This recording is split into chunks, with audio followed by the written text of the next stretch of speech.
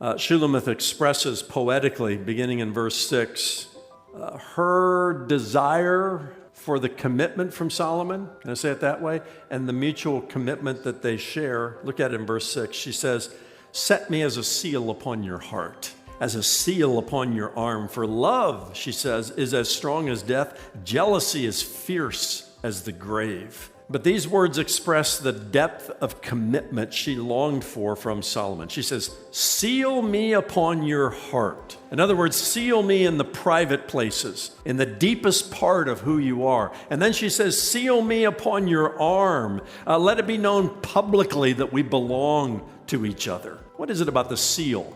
What's she talking about here? Well, in ancient times, and in that cultural time, a king carried a seal often etched into his ring, and it was called a signet ring. And this is how they sealed documents, whether they were governmental transactions or business transactions. It marked ownership and authority and permanence. Once applied, it could only be broken with attention. He would press the seal into hot wax, and that's how they sealed documents back then.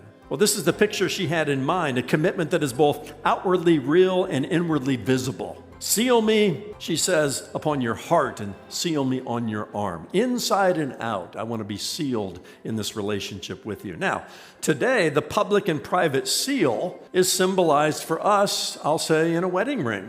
Okay? A wedding ring is an outward expression of an inward commitment. I married Catherine, what are we in, our 31st, 32nd year of marriage? No, I'm not losing count, but I was never good at math. So, north of 30 years. I think we're in our 32nd year. And I've been wearing a wedding ring ever since then.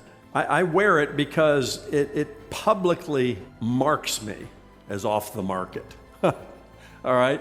It says to anybody who may wander in my path, I know I already belong to somebody. I'm committed to somebody else. There's no flirtation here. There's no, expectation here. There's no kind of, fishing in some waters here. I belong to somebody. And that's what she's looking for from Solomon, the kind of commitment both publicly and privately says, I belong to somebody.